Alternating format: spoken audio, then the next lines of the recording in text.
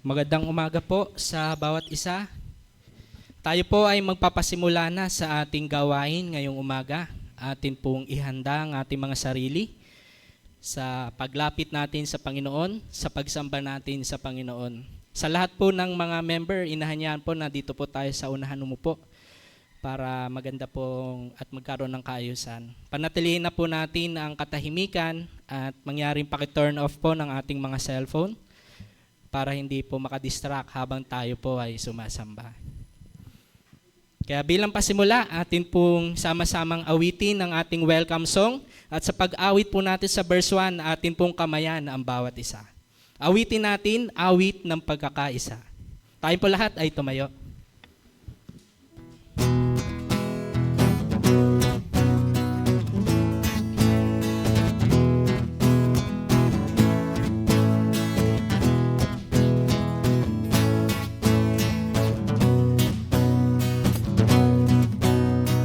Tayo'y isang katawan. Kamayan po natin ang bawat isa.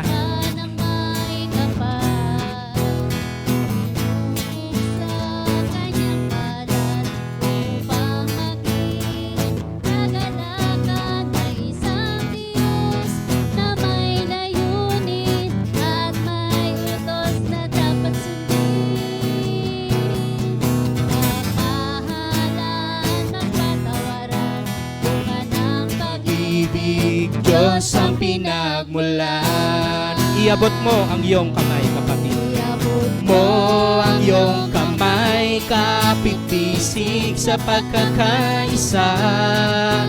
Kung may tampuhan man, o kaya'y may alitan, tapusin na, limutin na, tayo'y magkaisa.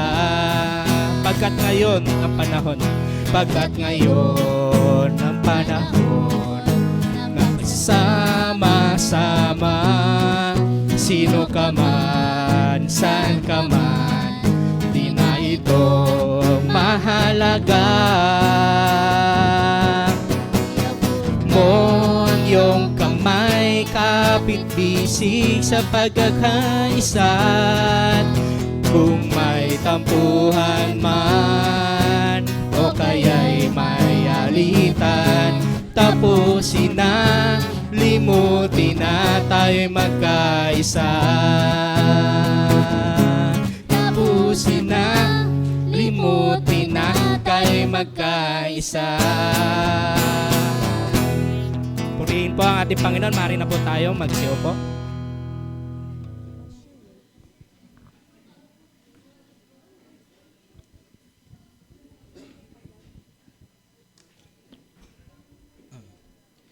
Magandang umaga po sa bawat isa. Ngayon po ay nasa ika-22 linggo na tayo ng araw ng Panginoon para sa kasalukuyang taon. Tunay na sa biyaya at habag ng Diyos, tayo po ay nakapagpapatuloy. Sa ating pagpapatuloy, nariyan ang pakibaka at mga hamon sa ating pananampalataya. Nariyan ang mga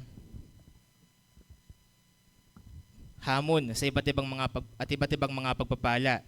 Ganon din naman, kung may mga pagpapala, ay mayroon din tayo pong mga tinitiis na pagsubok.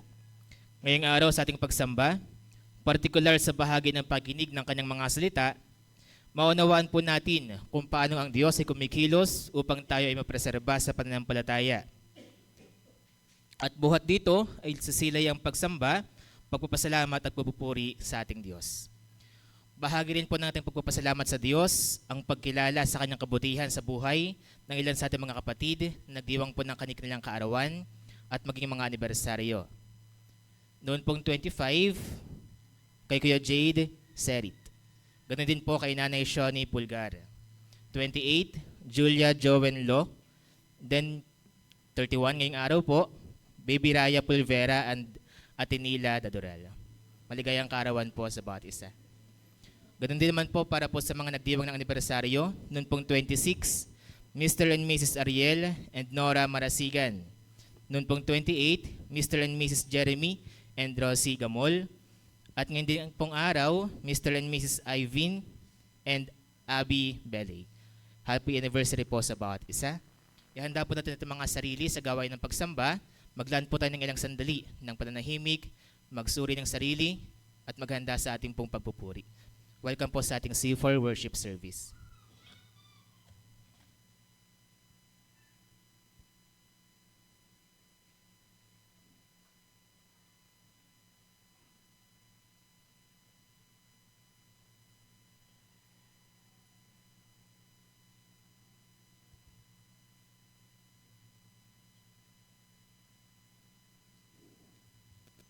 Nayayahan po ang kapulungan na magsitayo bilang paggalang sa pagbasa ng salita ng Diyos. Pagbasa mula sa aklat ng mga awit. Magdiwang ang lahat ng mga nilikha, pumalakpak kayong may awit at tuwa, bilang pagpupuri sa Diyos na dakila. Ang Diyos na si Yahweh, kataas-taasan, ay dakilang haring dapat igalang. Siya'y nagahari sa sangkatauhan. Tayo'y pinagwagi sa lahat ng tao, sa lahat ng bansay na mahala tayo. Siya ang pumili ng ating tahanan, ang lupang minana ng mga hinirang. Lumuklok sa trono si Yahweh na ating Diyos, sigawan at trumpeta ang siyang tumutugtog. Purihin ang Diyos, siya'y awitan, awitan ng hari, siya'y papurihan. Ihanda po natin ang ating mga sarili sa paglapit, sa pagsamba sa ating Panginoon. Sabay-sabay po nating basahin ang samba. Ready? Begin. Sa iyo, o kataas-taasang Diyos, buong pagpapakumbaba kaming sumasamba bilang isang komunidad ng mga tinubos sa iyong biyaya. Ang aming pangunahin at pinakamahalagang pananagutan ay ang sambahin ka na aming manlilikha dahil sa iyong kamanghamanghang gawa. Marubdob po naming hangad kami ng buhay, pagkilos at pagkatao ay iyong hawak, ay ang sambahin ka sa espiritu at katotohanan upang lalong lumalim ang aming pagkakilala at ugnayan sa iyo. Buong puso naming itinatalaga ang aming sarili, hindi para sa aming kapurihan at kasiyahan, kundi para sa iyong kaluwalhatian at kaluguran. Alay namin sa iyo ang pinakamataas na pagpapalaga, parangal, paggalang, at papuri, ngayon at magpakailanman. Amen. Tayo po manalangin. Tunay Panginoon, ngayong umaga, walang ibang karapat-dapat sa aming mga papurit pagsamba, kundi tanging kayo lamang. Kayo ang Diyos na dakila, ang may lalang sa lupa at langit, maging sa bawat isa sa amin. At ngayong umaga, aming kinikilala na isang pribilehiyo ang aming pagsasama-sama upang luwalhatiin, dakilain at itaas ang iyong banal na pangalan. Patuloy din kami lumalapit, Panginoon, na nandoon ng kapakumbabaan, humihingi ng kalinisan. Patawarin niyo po kami muli at paging dapatin upang sa banal na gawain ito ay tunay na maging kalugod-lugod ang bawat isa. Maging banal, haing buhay sa iyong banal na harapan, Panginoon. At nawa sa aming mga pagpupuri, sa aming mga awitan, maging sa pagpapahayag ng iyong mensahe, ay patuloy naming makita ang iyong kadakilaan, ang iyong kabutihan, ang iyong katapatan. Nang sa gayon, Panginoon, tunay na ibalik namin ang aming papurit pagsamba na sa iyo lamang nararapat. Ito po ang aming panalangin sa tayong pangalan ng Panginoong Hesus. Amen.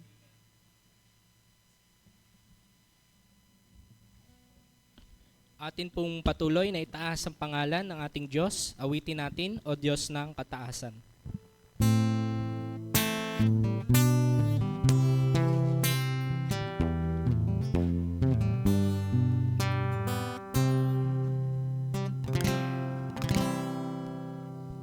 O Diyos ng kataasan, sakupin mong puso ko.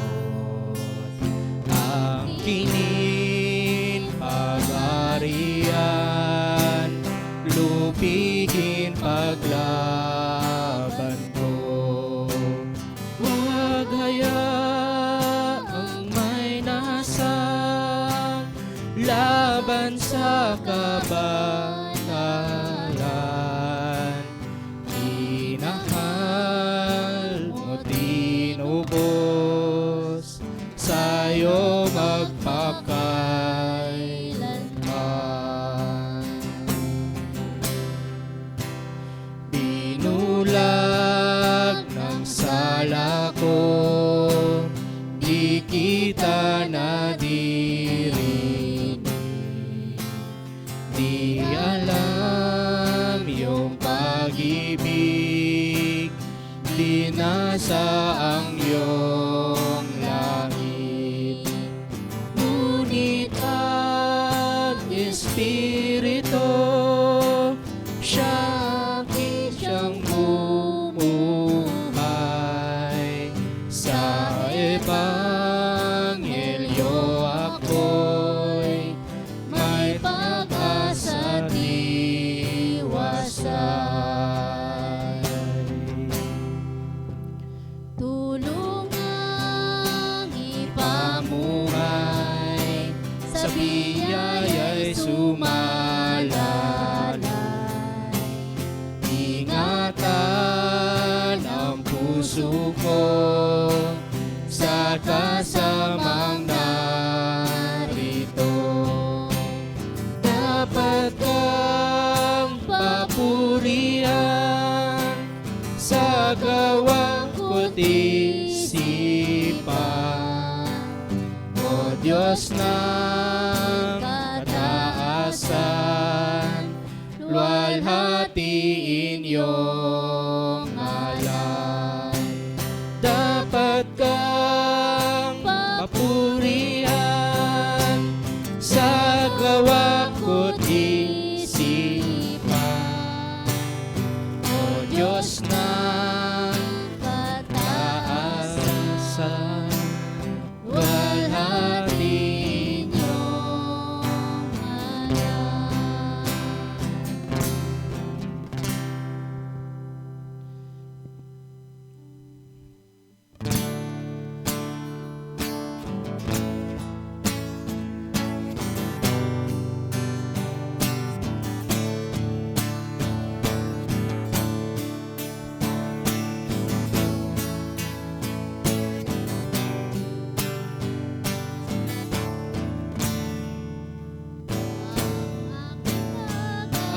Asa'y lubos na nakasalig kay Jesus, at ang dugo niyang dumanak sa aking salay panghugas.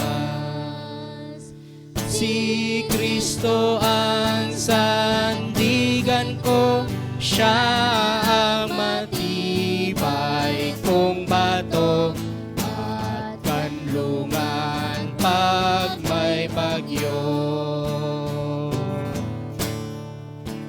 Kahit danasin ko'y hirap, biyaya niya'y laging sapat.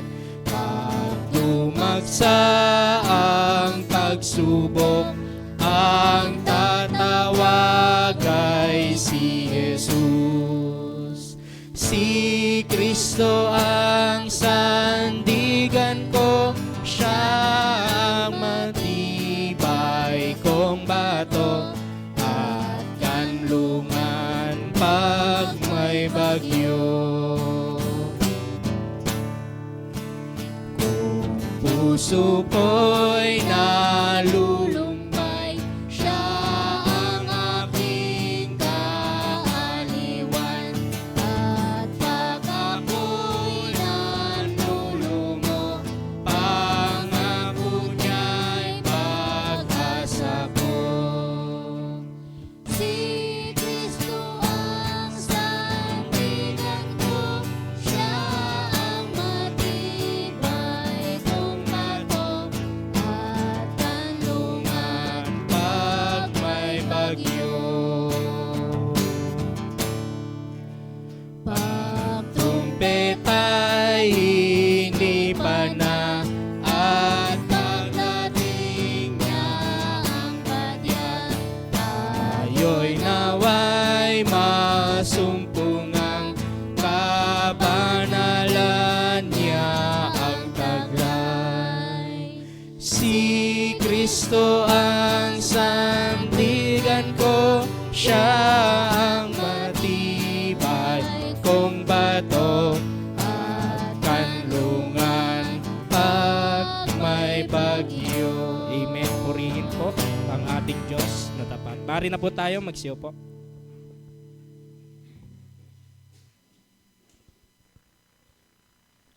Para po sa pampublikong pagbasa, hinihilingan po ang lahat na buksan ang ating mga sipi ng ating Biblia sa Hosea chapter 12 verses 9 to 14.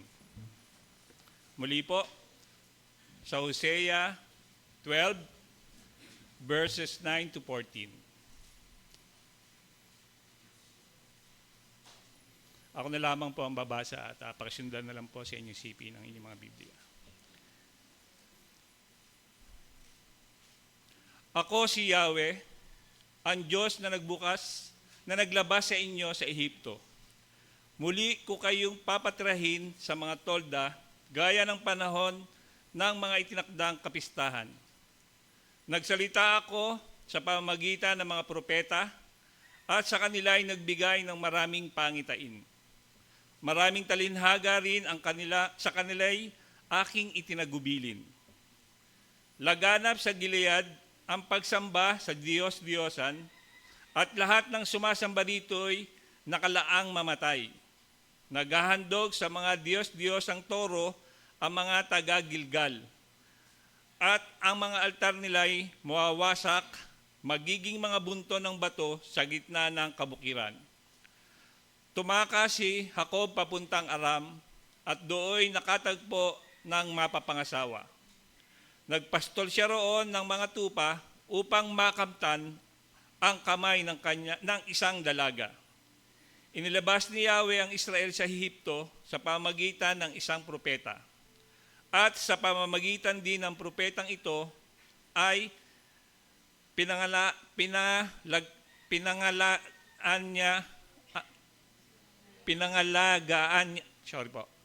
pinangalagaan niya ang Israel. Matindi na ang galit ni Yahweh kay Ephraim dahil sa kasamaang ginawa nito, kaya siya ay paparusahan ni Yahweh at pagbabayarin sa kanyang mga kasalanan. Pagpalain po nawa ng Panginoon ang pagkabasa ng kanyang salita.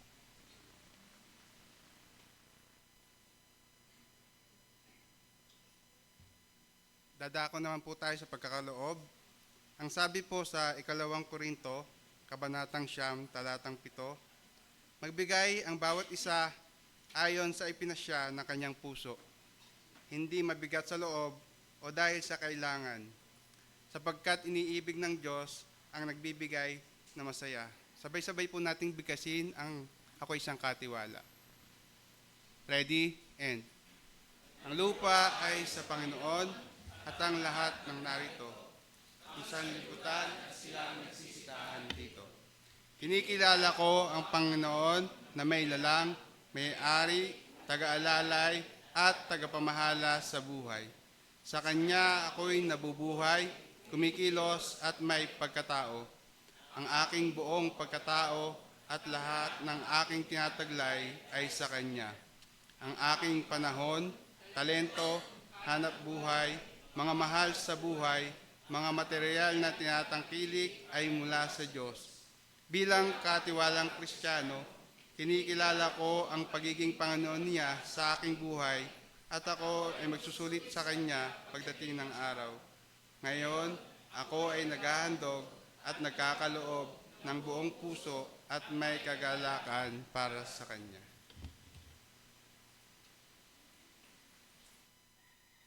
Habang iniipon po ang ating mga offering, tayong bumili ay umawit.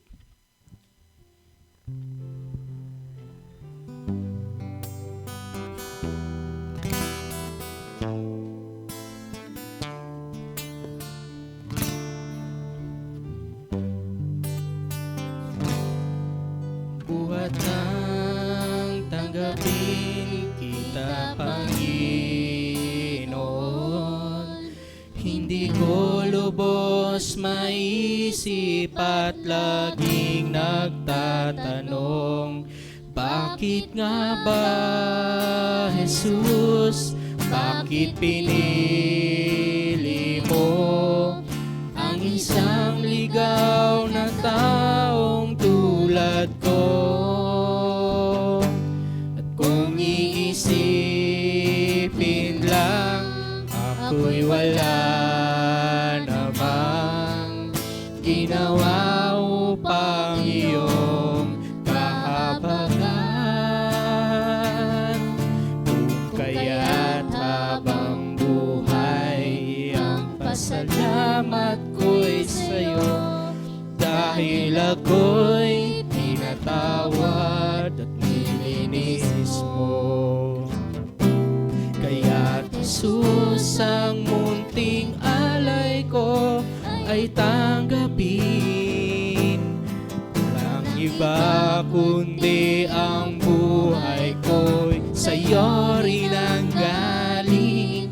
Pagkat alam kong dahil naman sa pag-ibig mo, kaya't ang kaligtasan ko ay natamo. Kaya't Jesus, ang munting alay ko ay tanggapin.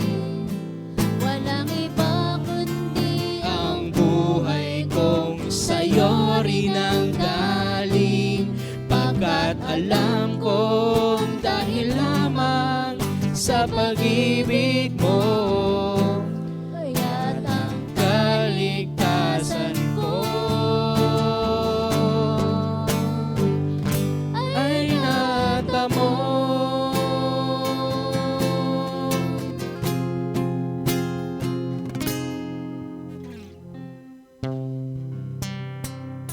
Iniilangan po ang bawat isa ng pagsitayo. Awitin po natin ang awit ng pasasalamat.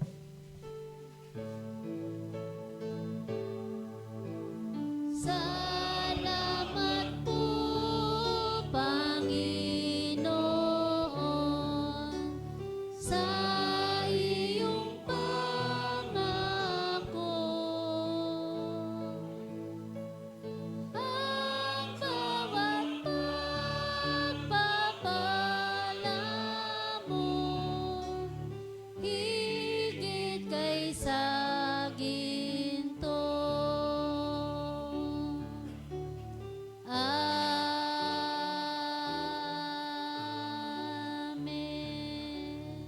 Tayo po ay manalangin. Aming Panginoon, maraming salamat po sa inyong pag-ibig at kabutihan sa bawat isa sa amin. Maraming salamat po sa aming mga buhay, sa aming kabuhayan at sa mabuting kalusugan. Maging ang lahat po ng aming tinataglay, Panginoon, ay kinikilala po namin na sa inyo lamang nagmumula. Turuan niyo nga po kami, Panginoon, na maging tapat, mapagpasalamat at mapagbigay. Nawa po ang aming mga buhay ay maging kalugod-lugod sa inyo. Narito po ang aming handog, naway magamit ang mga salaping ito ng naaayon sa inyong kalooban.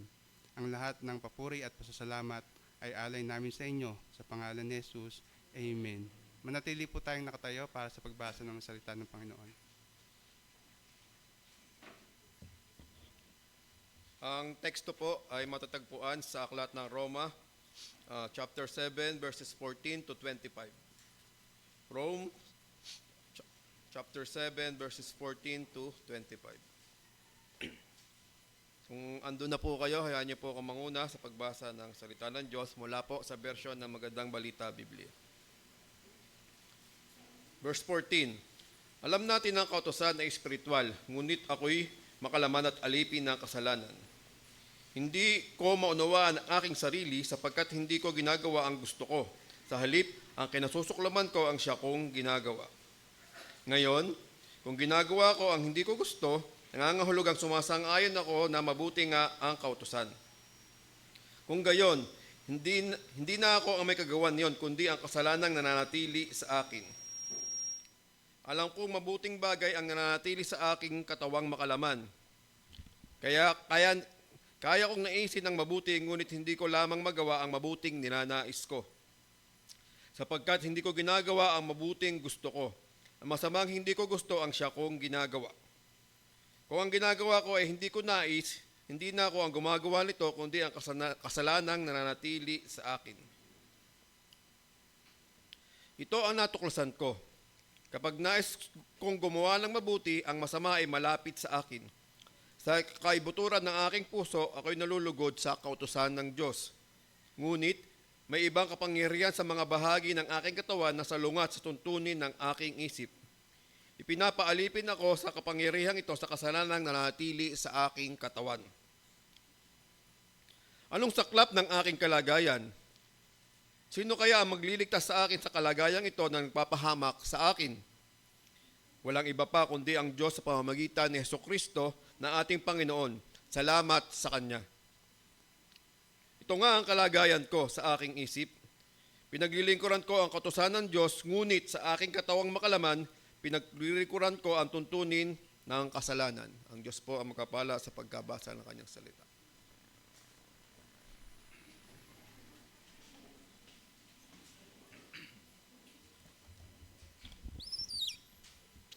Magandang umaga po sa bawat isa sa inyo. Ilan po mga bagay bago po natin pasimulan ang atin pong pagsamba sa pamamagitan ng pakikinig sa mensahe ng Panginoon sa atin ngayong umaga. Una po ay ang pasasalamat sa inyo pong patuloy na pananalangin para po sa ating mga kalagayang pangmisyon. At nito nga pong nakaraan, marahil alam po ninyo, ang inyong lingkod ay nakagaling po sa Bicol at nakapagministeryo sa atin pong mga kapatid doon po sa Kararayan sa Naga. At ganoon din naman, nakadako po doon sa lugar ng Karamoan. Matagal na tayo po ay nagkaroon ng pagmimisyon po doon. At hanggang ngayon nagpapatuloy sa pamamagitan po ng ating local partner po doon, si Kuya Gilier Tiocson at maging si Pastor Arsen Dumapat ng Life Gospel Church doon po sa Quezon City. Ngayon po meron na doon po sa lugar ng Salvacion, Karamoan, Life Gospel Church, Karamoan.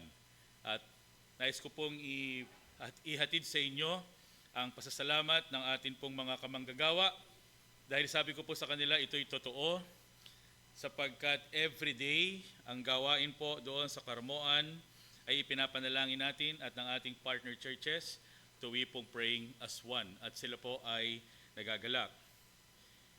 Ganon din po naman, nais nating pasalamatan ang Panginoon sapagkat nagkaroon tayo ng pagkakataon na tayo po ay makapagbahagi ng atin pong mga materials.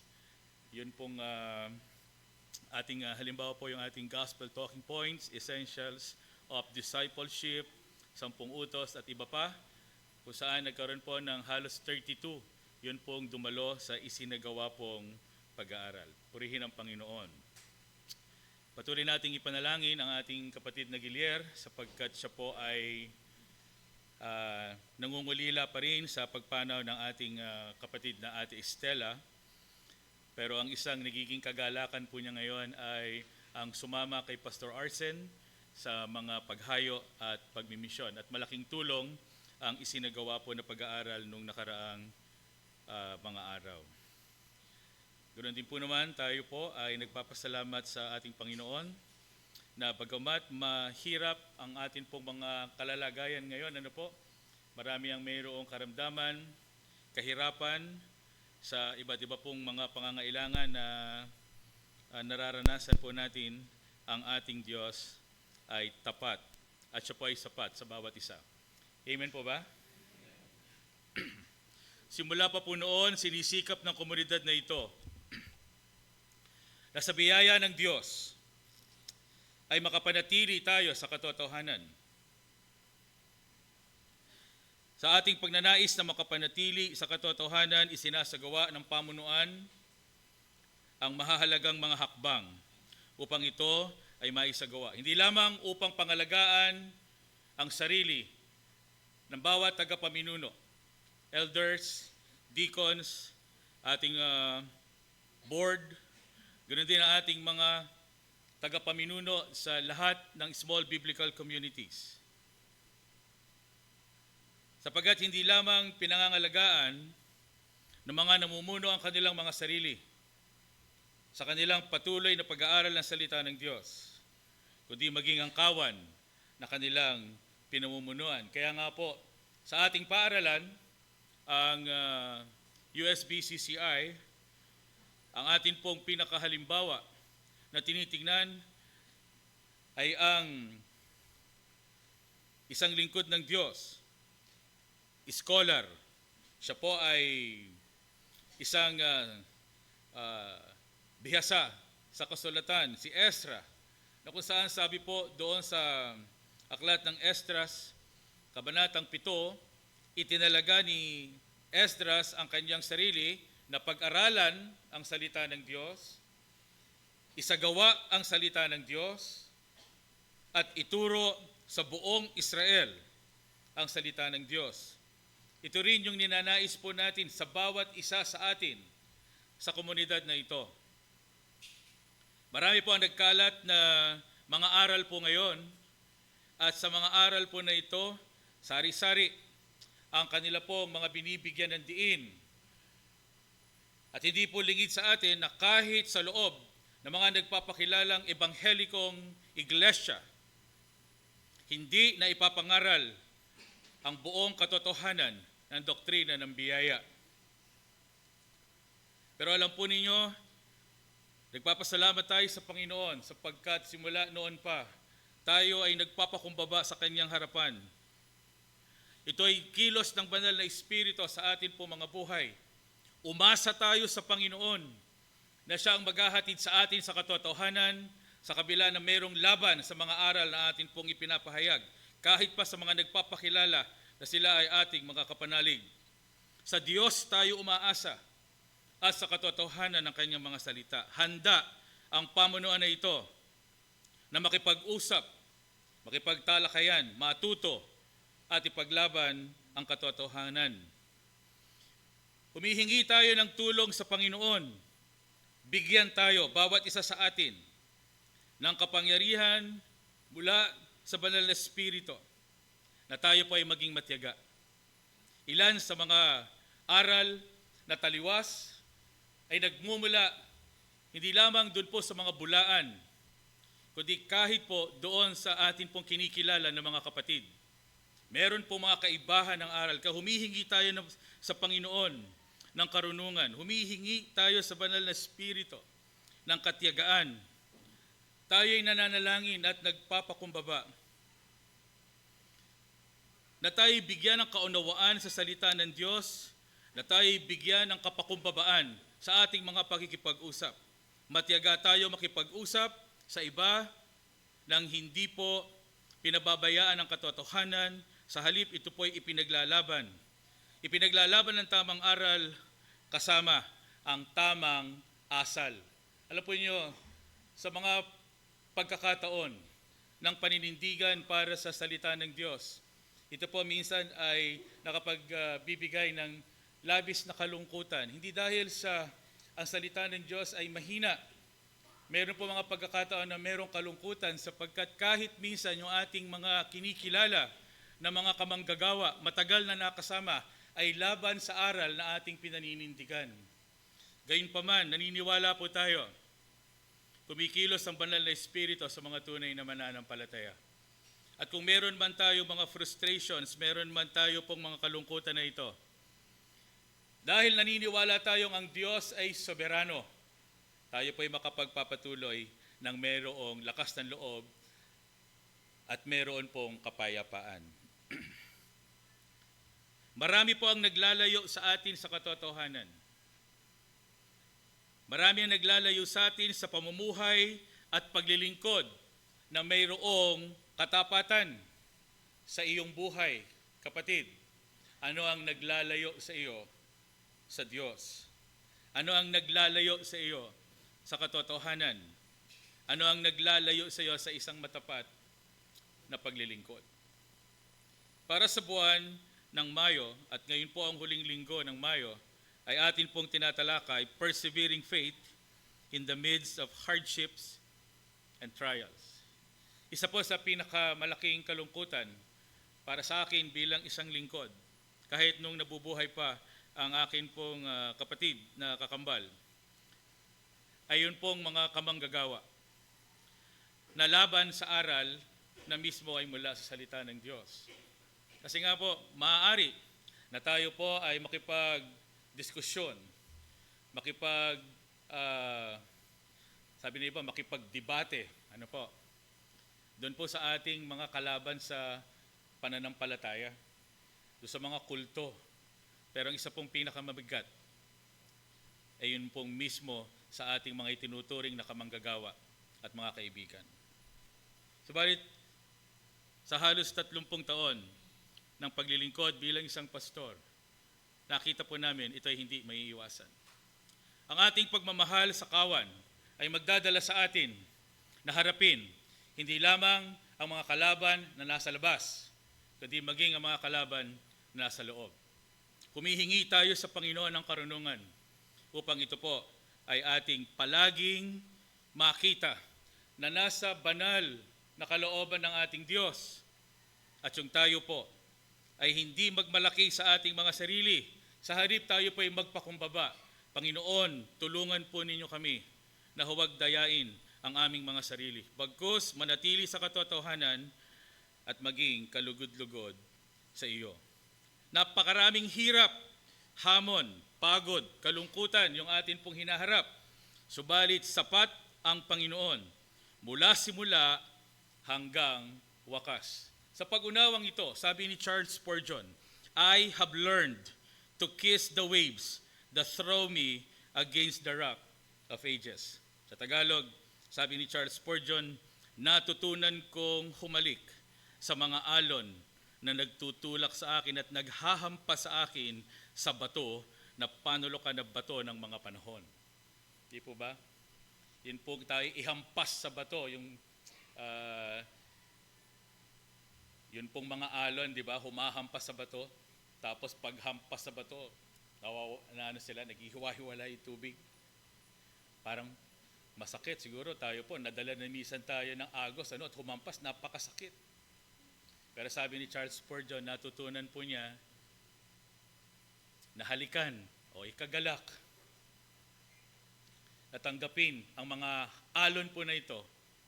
Dahil ito ay nagtuturo sa atin na lalong manangan sa ating batong panulukan, ang ating Panginoong Jesucristo. Opo, kahit yun pong mga pinakamahirap at pinakamalungkot na mga karanasan natin bilang mga mananampalataya, maaari nating tingnan, kaibigan,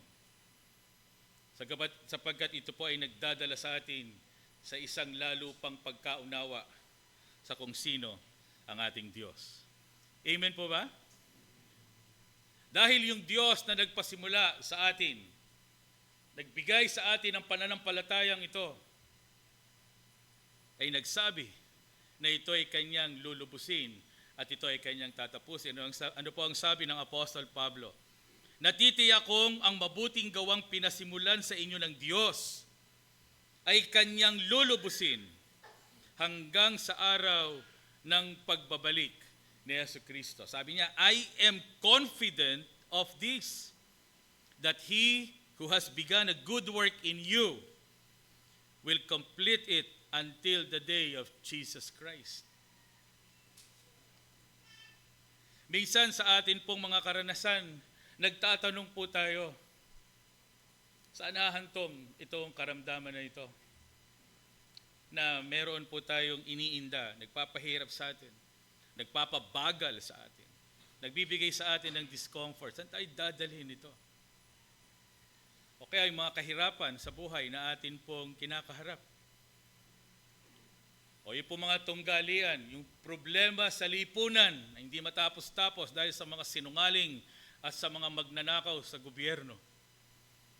At tayo po, imbis na tumulad sa kanila pong malahalimaw na mga pag-uugali at kadiliman sa kanila po mga buhay, tinitingnan po natin ang liwanag ng ating Panginoong Jesucristo bilang ating pag-asa. At ang liwanag na ito, na nagbigay ningning at sigla sa atin po mga buhay, taglay natin kahit sa ating mga pinagdaraanan na ito. Na ito'y pinasimulan hindi ng sinumang tao at hindi ng sinumang grupo o denominasyon, kundi ito ay kilos ng Diyos. At dahil siya ang nagpasimula, tatapusin po niya ito para din sa ating pagluwalhati. Na ang pagpili ng Diyos, ang pagtawag ng Diyos, ang pagliligtas, pagpapabanal, at pagbibigay katatagan ng Diyos at pagluwalhati, ito po ay isang napakalaking biyaya na dapat nating ikagalak kahit pa sa panahon ng mga kahirapan. Ano po ang sabi doon sa aklat ng Roma, Kabanatang 8? Sapagkat sa mula't mula pa, ay alam na ng Diyos kung sino ang magiging Kanya. Hindi dahil tumungo siya doon sa future, parang may time machine ng Diyos. Ano? Sabi ng ibang mga nagpapaliwanag, kaya daw pinili tayo ng Diyos, kasi pumunta daw yung Diyos sa future, tapos nakita niya, si Rex tumanggap sa akin. Bumalik, tapos ay sabi, pinipili ko si Rex para maging akin. Hindi po, wala pong karunungan yung ganung pananaw eh. Kasi ang sinasabi po ng Biblia, bago pa man likhain ang mundo na ito, meron na pong mga itinalaga upang maging anak ng Diyos. At sabi ng ating Panginoon, kilala niya yung kanyang mga tupa. Ang kanyang mga tupa, kapag siya'y nagsalita, ang kanyang tupa ay makikinig.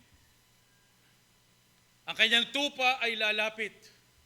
At ang kanyang mga tupa ay bibigyan po niya ng kapahingahan at bibigyan niya ng buhay na walang hanggan at hindi sila makukuha sa kamay ng Ama. Ganun po yung pag-iingat. In fact, sabi ng ating Panginoon sa Kristo, bago siya ipako doon sa krus, nung siya pa'y dumadalangin, sa John chapter 17, anong sabi po ng Panginoon? Mayroon tiyak na kaligtasan, walang malalaglag. Pwede bang sabihin po ninyo doon sa inyong katabi, walang malalaglag? Ganun po katiyak.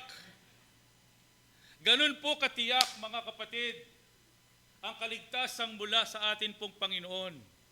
Sa mga tunay na inililigtas, walang kahalong pagdududa at wala pong pagkatakot. Kasi alam po nyo kung ano ang nakakatakot. Ito po ang nakakatakot. Kapag halimbawa, sinabi po ng ating Panginoong Kristo, kagaya ng aral na sinasabi po ng iba ngayon, iniligtas daw po tayo ng Panginoon, pero nasa sa atin daw po yun kung makakatagal tayo. Para bang sabi daw po ng Panginoon ganito, Rex, iniligtas na kita. Namatay ako doon sa krus ng Kalbaryo. Ligtas ka, pero wag mong wawalain. Alam po niyo kung ano magiging tugon ko sa Panginoon kung sinabi man yun ng Panginoon na Rex, iniligtas na kita. Mag-ingat kang mabuti. Wag mo wawalain yan. Siguro, ako po ay luluhod, yayakap doon sa paanan ng ating Panginoon. Sabi ko, Panginoon, tulungan po ninyo. Kaunting panahon lang. Baka po ilang minuto, ilang oras lang. Lalayo po ako sa inyo. Hindi ko po kaya sa aking sarili na makapanatili. Meron po ba sa atin ang meron ganitong kataasan sa buhay na sasabihin, ako na niligtas ng Panginoon, kaya kong proteksyonan yung aking sarili, na ako'y hindi humiwalay sa Diyos? Opo, merong mga talata sa Biblia na nagsasabing, gawin natin yung ating pinakamainam. Work out your salvation. Pero hindi po ito nangangahulugan na nasa sa atin ang katiyakan ng ating kaligtasan. Dahil kung papaano pong biyaya ang nagligtas sa atin, ganun din po naman, biyaya pa rin ang kailangan upang tayo'y makapanatili. At ito po ang diin ngayong umaga. Sa atin pong tema, akin pong pinamagatan ang pag-aaral po na ito, na meron pong kinalaman para po sa ating mga pagtalakay, na ito po ay nagbibigay diin sa biyaya ng Diyos, persevering faith in the midst of hardships and trials, para sa buwan ng Mayo, perseverance of the saints, preservation of the believers. Na tayo po'y nagpupunyagi bilang mga binabanal ng Diyos. Nagpupunyagi tayo, ginagawa natin yung ating pinakamainam. Pero kasama sa ating pagpupunyagi ang katotohanan, Diyos ang nag-iingat sa atin hanggang sa tayo po ay makatapos. Tayo po ay manalangin. Panginoon, sa amin pong pag-aaral ng inyong mga salita, tulungan po ninyo kami sa pamamagitan ng iyong Espiritu na maunawaan ang katotohanan. Tulungan po ninyo kami na ang iyo po mga salita ay maging malinaw po sa amin. Ang patungkol sa iyong biyaya ng pag-iingat sa amin hanggang wakas. Na ang kaligtasan ng mga tunay na mananampalataya ay tiyak na walang sino mang malalaglag sa lahat ng iyo pong mga pinili. At dahil po doon, sa bawat araw ng aming mga buhay, mabubuhay po kami na nagtatapat sa iyo. Samahan niyo po kami, Panginoon, at ang iyong salita, ang tunay na manatili sa isip at puso ng bawat isa ngayong umaga. Sa pangalan ni Jesus, Amen. Ang thesis ngayon pong umaga o diing aral ay ito: though the believer experiences intense internal warfare with sin, the grace that saves is also the grace that preserves, and it guarantees perseverance to the end. Bagamat ang mga mananampalataya ay nakakaranas ng matinding panloob na pakikipagdigma laban sa kasalanan at maging sa buhay po na ito, ang biyaya na nagligtas sa atin ay siya ring biyayang nagpapanatili at gumaganrantiya ng pagtitiyaga hanggang wakas. Mula lumang tipan hanggang sa bagong tipan, hindi po bago ang katotohanan na ito. Sa kabila ng paulit-ulit na kasalanan ng mga Israelita, sa kabila ng kanilang hindi pagiging tapat sa tipan, ang Diyos patuloy na nagpatawad. Ang Diyos patuloy na humuhubog sa pagdaan ng tinatawag po na progressive revelation hanggang sa dumating sa ating Panginoong Jesucristo, napakatiyaga ng Diyos. Iniligtas ng Diyos ang kanyang bayan, pumili siya ng kanyang bayan. Ang bayan na to, paulit-ulit na nagkakasala, ang Diyos patuloy na nagpapatawad, patuloy na gumagawa sa buhay ng kanyang bayang Israel. Nagtataas siya ng mga tao, ng mga hari na may takot sa kanya, mga propeta. Hanggang sa dumating ang kalubusan ng biyaya, ang salita na naglikha ng lahat ng ito ay salitang makapangyarihan, ay salitang nagkatawang tao, ang ating Panginoong Jesucristo ay namatay doon sa krus ng Kalbaryo. At ito po ay isang katotohanan ng ating ipinagbubunyi, napakabuti ng Diyos. Alam po niyo yung mga Israelita, abangan po natin ito sa ating every Tuesday na Creation to Christ. Inalipin sila. 400 taon, 400 years, kumigit kumulang, doon sa Ehipto.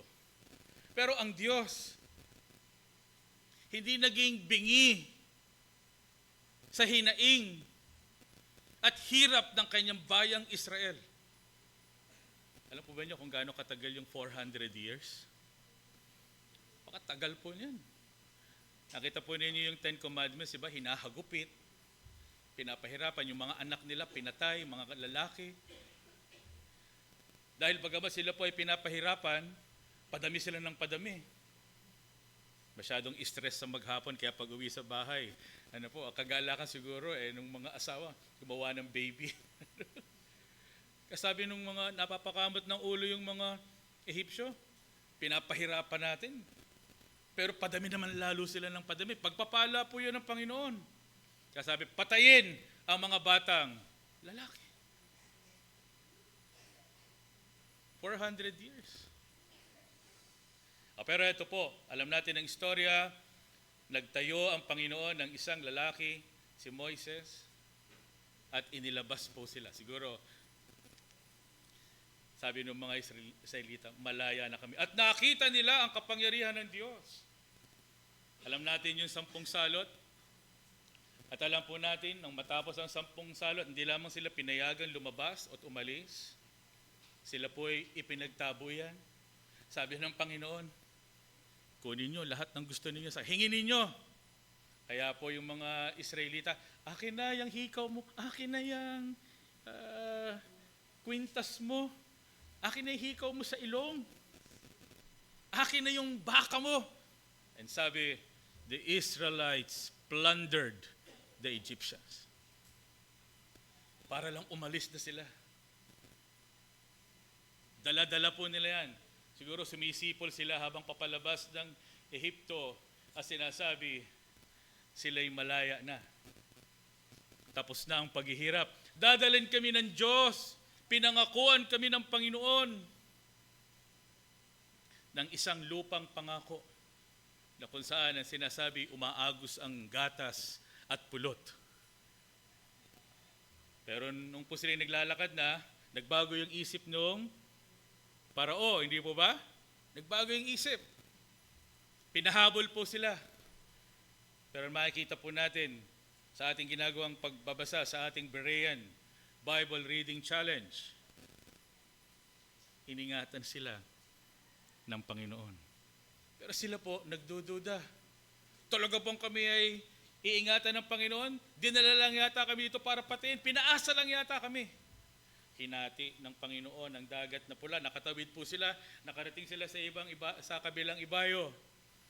Nung yung mga humahabol ng mga sundalo sa pangunguna ni Parao, bumalik po yung tubig, patay sila lahat.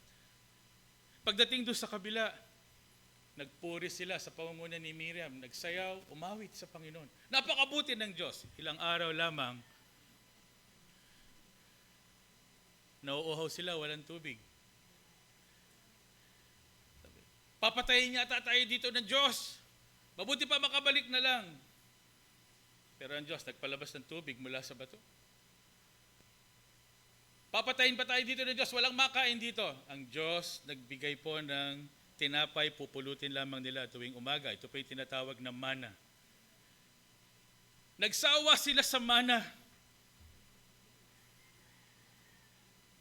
Sabi na, nakakasuka na itong mana na to. Imagine, bigay ng Diyos, nasusuka po sila. Nasusuka kami dito na. Gusto namin yung milon doon sa Ehipto. Ang sasarap ng pagkain doon. Kumakain kami doon ng karne. Sabi ng Panginoon, ihanda mo yung mga tao, kakain sila ng karne. At nagpadala ang Panginoon ng napakaraming pugo. At nagsawa po sila. At naging sumpa kasi hindi sila makatigil sa pagkain. Napuno yung kanila po hanggang lalamunan ng pagkain bilang hatol ng Diyos. Pero ito yung katotohanan, hindi sila pinabayaan ng Diyos. Kaya ito po yung puntos ko, bakit ko ito nire-review sa atin. They left Egypt, but the problem is, Egypt was in their hearts. Iniligtas sila ng Panginoon sa Ehipto, pero ang problema po, hindi yung lugar ng Ehipto na kanilang iniwan, kundi yung Ehipto na nasa kanilang mga puso. At yun din na sinasabi sa ating kapanahunan dito, sa aklat po na ito ng Roma, Kabanatang 7. Matapos kasi yun pong mga chapters, mamaya magbibigay po ako ng mabilis na review mula chapter 1 hanggang chapter 6.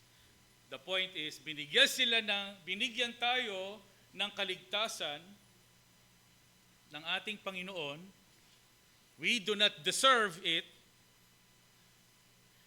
Pero yun pong problema, nung tayo po ay maligtas, hindi naman talaga totally nasupil. Hanggang ngayon, patuloy na nakikibaka tayo doon sa problema natin na panloob. At so pong iba sa atin na nagsasabi, kasi ang totoo po, mayroong peke na mananampalataya at mayroong tunay na mananampalataya. So yun po mga tunay na mananampalataya, may struggle po sila. Lahat tayo may struggle sa kasalanan. Nahihirapan tayo. Sabi ni Pablo, yung hindi ko gustong gawin, yun ang nagagawa ko. Ang hirap! Pero meron naman po yung mga peke na niligtas na ako ng Panginoon. Kahit anong kasalanan kong gawin, hihingi na ako ng tawad. Nagpapabaya. Kaya ito po yung mahalaga na ating maunawaan. Marami ang nangyayaring kahirapan sa labas, externally, pero meron po tayong isang malaking problema. Yun pong paglalaban sa ating kalooban. Bagamat ang mga mananampalataya ay nakakaranas ng matinding panloob na pakikipagdigma sa kasalanan, ang parehong biyaya na nagliligtas ang nagpapanatili at gumagaransya, magtitiyaga tayo hanggang sa wakas. Kaya po, nais kong tingnan natin ang isa pong sinabi dito, nabasa ko po ito mula sa isang artikulo. Kung minsan, parang napakahaba ng ilang, napakahaba ng disyerto. Kaya naman, nag-iisip tayo na bumalik sa Ehipto. Siguro meron na po ba sa atin dito yung nagsasabing, buti pa nung unbeliever ako eh. Masaya ako. Pero nung maging believer ako, puro na lang struggle. Puro na lang tiis. Parang mas masaya ako nung unbeliever ako. Nasabi po ba ninyo yun? Meron bang panghihinayang? Aminin. Di ba? Dati, itong mga to, kaibigan ko, di ako inuusig. Pero ngayon, nung maging mananampalataya ako, inuusig ako. Dati kasama ko sila eh. Pero ngayong ginagawa ko na yung tama, kalaban ko na sila eh. Mahirap, hindi po ba? Kaya sabi ko, minsan, sobrang hirap at haba ng ilang, kagaya ng mga Israelita, nag-iisip tayo, balik na lang tayo sa pagkaalip. Pinanghihinayangan mo ba ang pagiging isang tunay na mananampalataya? Nalulungkot ka ba sa katotohanan ng pagpapalaya ng Panginoong Jesucristo sa iyo mula doon sa dating kalalagayan ng sumpa ng kasalanan at ngayon kay Kristo ikaw ay pinalaya? At nag-iisip ka, mas masaya ako, gusto ko nang bumalik.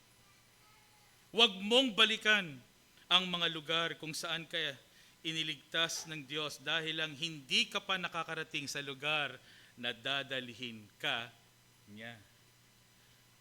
Don't go back to what God rescued you from just because you haven't arrived where He is taking you.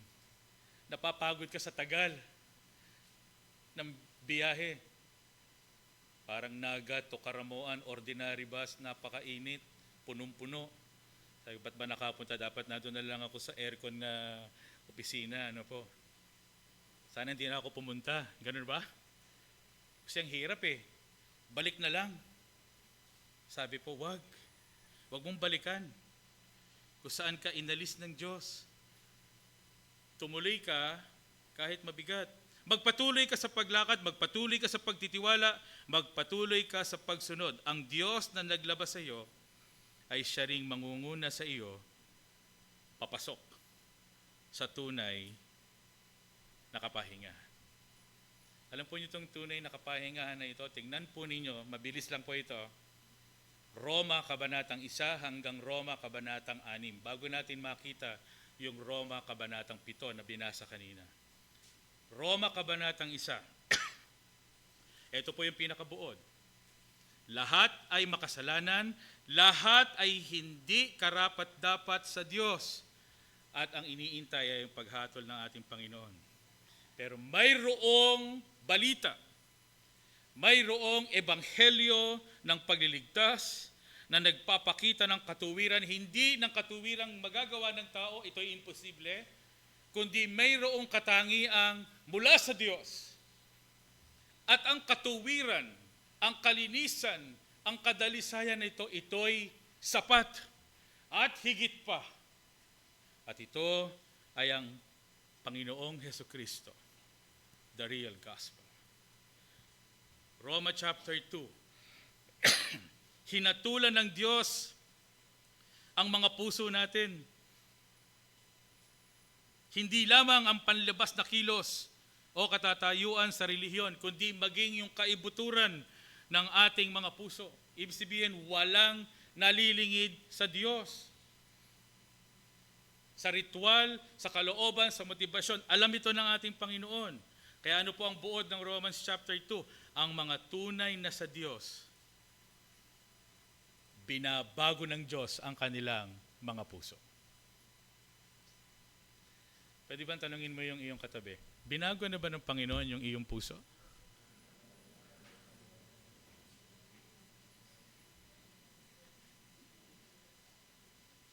Binago na ba po ng Panginoon ang ating mga puso, mga kapatid? Kasi hindi nga natin kayang baguhin. Hindi natin kayang liwanagan yung madilim, yung isinumpa. Hindi natin kayang gawing banal. Yung madumi, hindi natin kayang linisin. Ito po, hinahatulan ng Diyos. Romans chapter 3, lalong idiniin ni Pablo, lahat ay nagkasala, walang sino mang nakapasa sa matuwid na pamantayan ng Diyos. Hindi magkakaroon ng kaligtasan. Pero daw sabi, ang katuwiran ay dumarating ng walang bayad. At ito ay sa pamamagitan ng biyaya ng ating Panginoong Hesukristo by way of faith, sa pamamagitan ng pananampalataya. Wala tayong kayang gawin, pero merong solusyon ang Panginoong Jesus. Romans 4. Ang pagpapawalang sala ay sa pamamagitan ng pananampalataya, hindi sa gawa. Ibinigay bilang halimbawa po doon si Abraham. Tinawag ng Diyos si Abraham. Pagkadami-daming mga tao, yung pong mga nakikinig sa atin, sa creation to Christ. Di ba? Ang dami-daming mga tao, pero sabi ng Panginoon, kinausap si Abraham, kilalanin mo ko, pagpapalain kita. Lisanin mo ang lugar ng iyong ama, maging yung kanyang mga Diyos-Diyosan. Kilalanin mo ko, dadalhin kita sa lugar na hindi mo nalalaman, pagpapalain kita, at ikaw ay magiging pagpapala sa marami pang iba. Ang pagpapawalang sala ng Diyos ay sa pamamagitan ng pananampalataya. Kaya nga ang tanong po, nanampalataya ka na ba? Sumagot, opo, nananampalataya ako. Dapat may sunod na tanong, ano yung iyong pinananampalatayanan? Kasi mahalaga po yun. Nung pauwi na po ako nung Biyernes, umalis kami alas 6 ng umaga, napakainit. Tapos nga po, pagod pa kami, mula po Karamoan, 6 na oras din.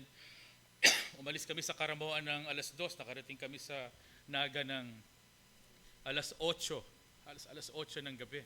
Tagal. So kinabukasan, gumising ng alas 3 para maagang makasakay.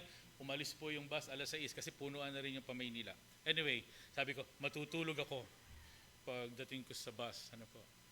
May tumabi po sa akin na senior citizen. Ano po? At ako po ay kinakausap. Sabi ko, Panginoon. Tinatanong ako, saan ka galing? Bicolano ka ba? So, nagsalita. Pero eventually, siya po ay isang kasambahay. Sabi niya, andun yung boss ko, dalawa sa unahan, mga senior na rin. Tapos, sabi niya, anong ginawa mo dito sa Bicol? Sabi ko, galing po akong Karamuan, may mga tinuro. Teacher ka?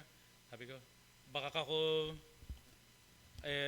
sabi ko, para tumahimik. Sabi ko, opo, pastor po ako. Sabi ko, baka ma-turn off, hindi na ako kausapin. Ano? Sabi, pastor ka? Yung ano ko, mga Christian. Ayan. Lagi akong isinasama sa Bible study. Sabi ko, Lord, sorry. Tulungan niyo po ako ng panalangin, kung ano pangangailangan ng matandang ito. Sabi niya, tapos ito, sabi niya, sabi ko naman sa kanila, pare-pareho lang yan. Sabi ko po sa kanya, Nay, hindi po pare-pareho. At mula po Camarines Sur, sabi ko, sige, okay, mga hanggang Lucena siguro. Ano? Sabi ko, saan po ba kayo bababa? Turbina din.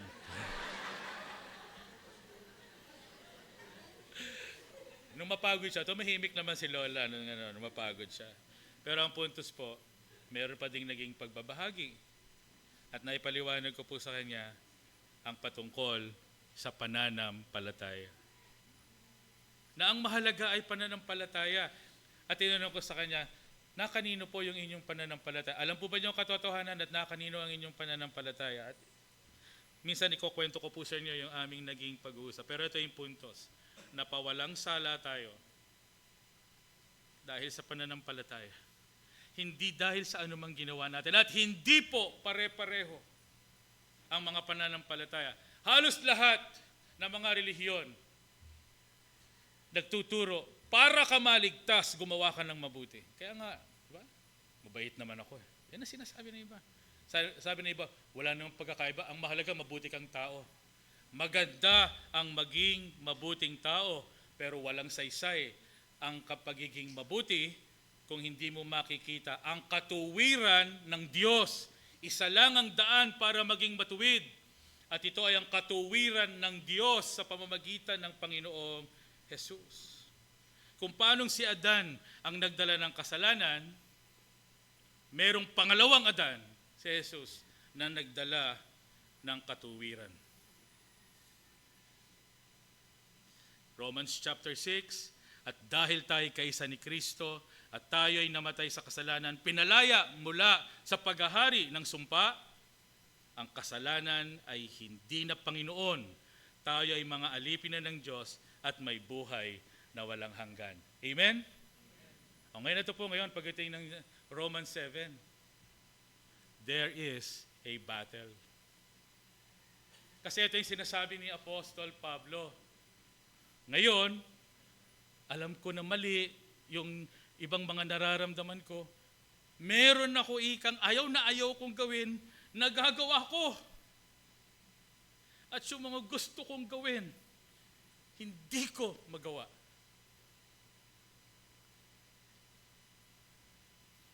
Kaya dinidifferentiate po niya yung kautusan at saka po yung biyaya. Kaya nga po gusto nating linawin doon po sa mga nag-aral na sa ating mga SBCs patungkol sa 10 utos. Sabi kasi na iba, sundin mo lang yung 10 utos. Maliligtas ka na. Narinig niyo na po ba yun? Basta ikaw masunod mo yung 10 utos, okay ka na. Alam po niyo, pag ganun, hindi po naiintindihan yung gospel eh. Pero anyway, ito pa yung tanong, meron po bang makakasunod dito sa 10 utos?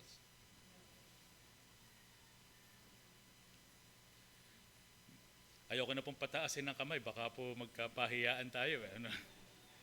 Baka matakot kayo eh. Pero meron ba sa ating may kakayanan makasunod sa 10 utos? O isa-isahin po ninyo yung mga 10 utos. Kaya ba? Kaya nga sabi ni Ibe, sabi ng Panginoong Jesucristo sinasabi niyo ika na huwag kayong papatay. Pero sinasabi ko sa inyo, kapag sinabihan mo yung iyong kapatid ng raka, o sa salin po ng magandang balita ay ulol, yung masasakit na salita, yung galit na galit ka, nasabihan mo yung ayaw na ayaw mo yung kapatid mo, sabi, yon ay pagpatay. Itinuturo ninyo ika, huwag kayong mangangalunya. Pero sinasabi ko sa inyo, kapag kayo'y tumingin ng mayroong pagnanasa, kayo'y nagkasala ng pangangalunya sa inyong puso. At doon sa atin pong lesson, yung ika-10 utos, the 10th commandment, ito po yung pinaka-final punch. Ito po yung kumbaga, ito yung pamatay na suntok. Para ipakitang tayo po ay walang kakayanan. Ano po yung ika-10 utos? Huwag mong pag-iimbutan ang anumang mayroon ang iyong kapwa. Ang kanyang hayop, ang kanyang asawa, ang kanyang mga kagamitan. Huwag kang mag-iimbot. Alam po niyo kung ba't ito po yung pamatay na suntok? Kasi ito pong kasalanan ng pag-iimbot, hindi ka pa naman nagnakaw, pero deep inside you, alam mo, gusto ko yun. Dapat ako meron nun. Dapat yun ang asawa ko. Dapat akin yun. Hindi mo naman ginawa aktual, pero nando doon sa iyong loob. Paano ka makakalaya dyan? Makakalaya po ba tayo doon? Imposible.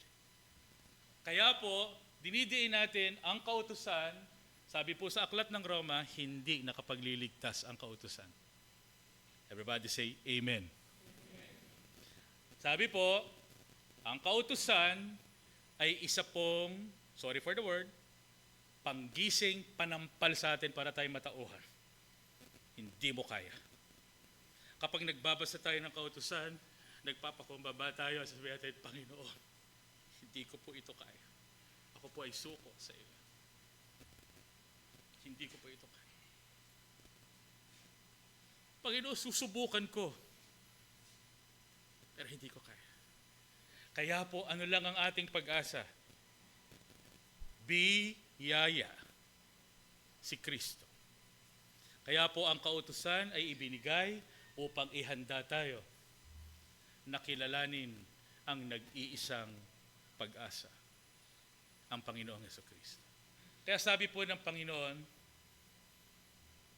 hindi ba, lumapit kayo sa akin, kayong lahat ng napapagal at nabibigatang lubha. Actually, hindi po yun patungkol sa wala po akong pera, meron po ako sakit, nabibigatan po ako, Panginoon. Come unto me, all you are heavily laden, and I will give you rest. Ang konteksto po nun, yun pong mga nagnanais na maging matuwid sa harapan ng Diyos. Yung pong nagnanais na maging banal. Pagod po sila kagagawa ng ritual na paulit-ulit para sila po ay magkaroon ng kabanalan, para sila ay magkaroon ng katuwiran. Doon po nagsalita ang Panginoon, nagsabi, lumapit kayo sa akin. Ako ang magbibigay sa inyo. Ako ang magbibigay sa inyo ng kapahinga. And so in Christ, we've gained rest. Kay Kristo, meron tayong kaligtasan. Kay Kristo, meron tayong kapahingahan. Pero kapahingahan na ito, lulubusin ng Panginoon. Pero ngayon, ang sinasabi ni Apostle Pablo dito sa chapter 7, there is a struggle. Meron po. Kaya nais ko pong tingnan natin, tatlo po gusto kong iwan sa atin ngayon pong umaga. Una,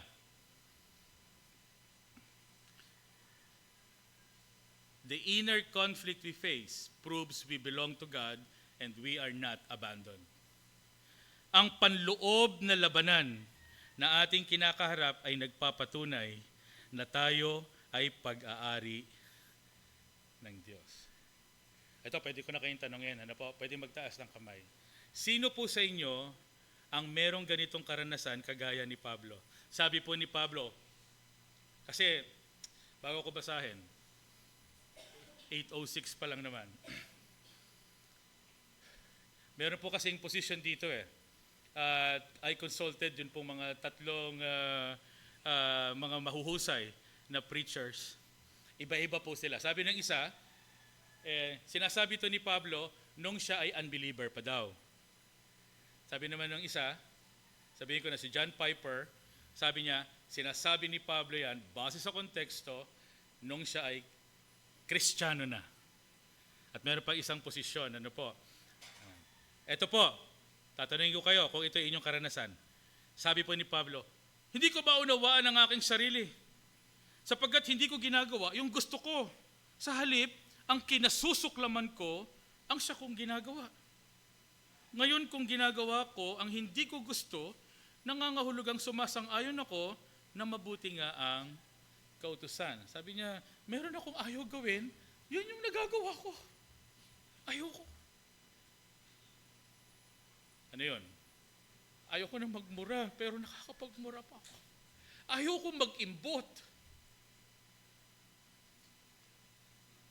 Pero hindi ko makontrol minsan yung aking pag-iimbot. Sino ba yan? Si Michael B? Gusto kong bumait pero di ko magawa. At tanong ko po, sino po ang may mga ganitong karanasan? Taas ang kamay. Tayo. Oh, ito po ang point. Gusto kong i-diin to ha. Pinalaya na po tayo. But the struggle is real. At ito po yung unang puntos. Not that this is okay, but ito po ang sinasabi. Kapag ganito po ang ating karanasan, somehow, ito ay nagpapatunay pag-aari ka ng Diyos. Bakit? Kasi yun pong mga hindi mananampalataya, sa kanila po, okay lang yan. Yun po ang nakakatakot. Pag sinabihan mo, alam mo, hindi dapat nagmumurinig, tanggap na ng lahat yan, bakit ba? Bakit ka nangingialam? Sabi, ay naku, pag-iimbot yan, ay lahat ng tao ganyan. Mabait ako at hindi kasalanan yan. Yan po ang problema. Pero kapag, kaya po sila sabing, blessed are those who mourn. Ano ba yung mapalad ang mga nahahapis? Yung ba yung, ay wala akong pera, Lord, wala akong pera. Oh, may sakit ako, Lord, may sakit ako. Hindi po yun yung, tinan niyo yung konteksto ng pinagpala. Those who hunger for righteousness, they shall be filled. Ibig sabihin, binago na ng Panginoon yung ating isipan, Panginoon, nakakapaiyak. Ang kasinungalingan nitong mga honorable na ito, na nag-aaway-away at nagnanakaw sa kabangyaman. Panginoon, tulungan niyo po kami. Tulungan po niyo ang basang Pilipinas. And then tayo rin, Panginoon, tulungan po ninyo ako. Kasi paminsan tinuturo namin yung iba, pero kahit kami mayroong ganitong mga kasalanan sa amin. It is a proof that God is working in your life. Ano ba yung isang sumpa ng Diyos sa mga tao? Yung pabayaan sila doon sa kanilang gusto, sa kanilang sarili. Di ba? Sabi ng mga nagkakasala, huwag nyo nga kami pakialaman, buhay ko to. Kaya sabi ng Panginoon doon sa Romans chapter 1, kaya hinayaan sila ng Diyos sa kanilang gusto.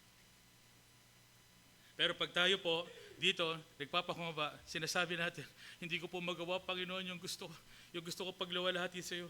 Masyado ako naapektuhan ng aking mga napapanood, naririnig dito sa makasalanang mundo. Ano sabi sa aklat ng awit? Yung isang tao, sabi niya, sisikapin kong hindi magkasala, pero Panginoon, I fail. In not doing sin, I fail. Yun po ha. Hindi para po tayo ay makonsinti, pero ito po ay isang tanda.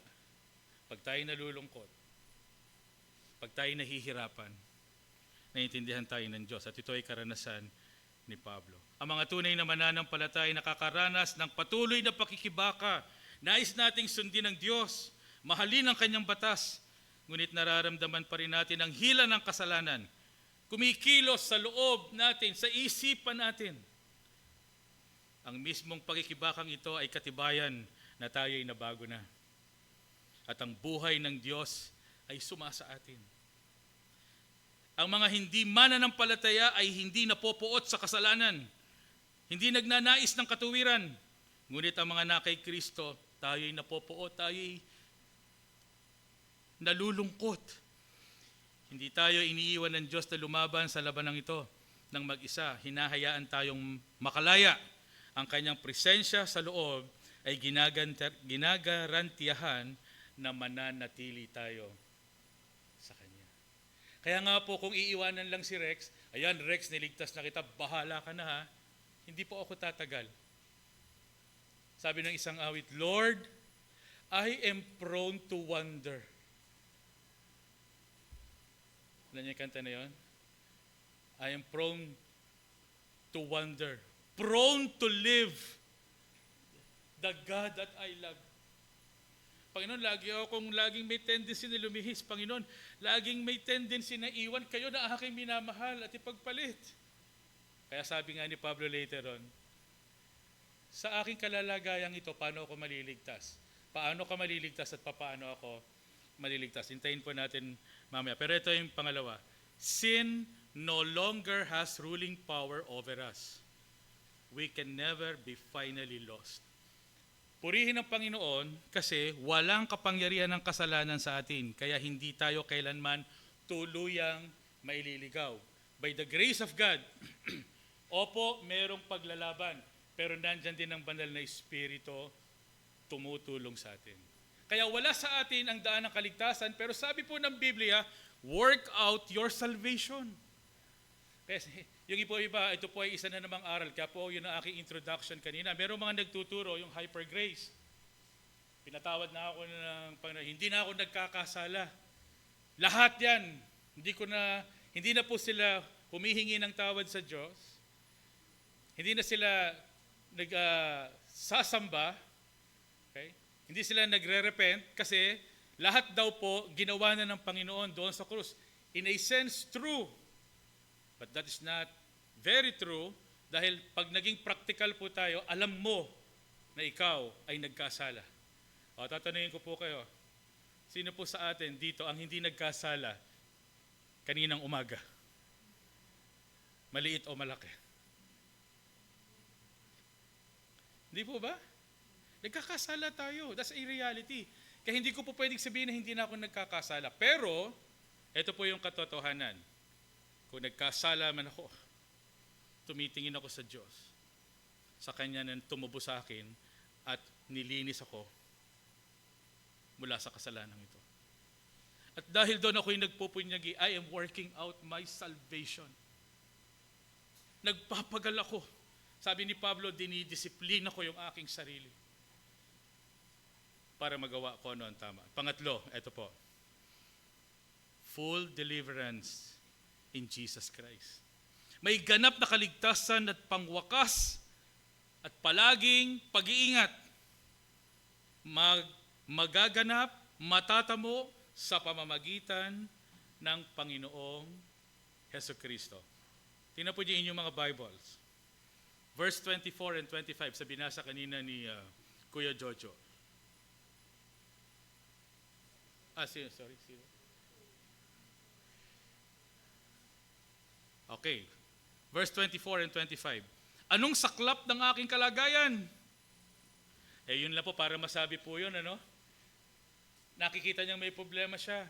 Nagpapakumbaba siya. Sabi niya, anong saklap ng aking kalagayan? Sino kaya ang magliligtas sa akin sa kalagayang ito na nagpapahamak sa akin? Kasi kung unbeliever ka, hindi po niyo maiisip yan. Pangangatwiranan niyo yung inyong kasalanan.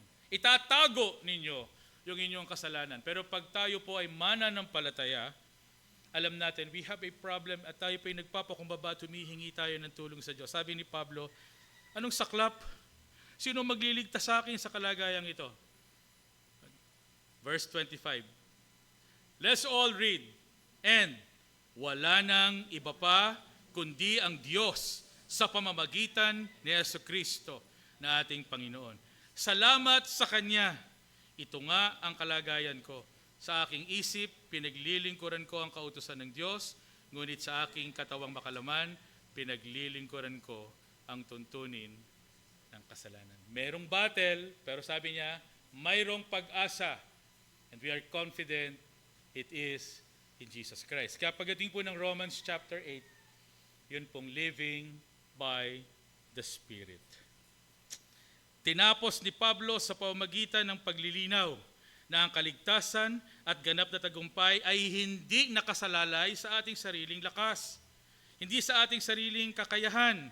Sa halip, ang pagsagip, ang pag-iingat, at pangwakas na kaligtasan ay dumarating lamang sa pamamagitan ng ginawa ng ating Panginoong Hesukristo. So ano po yung hamon para sa atin? Let me end. Number 1. Alamin yung inyong tunay na kalagayan.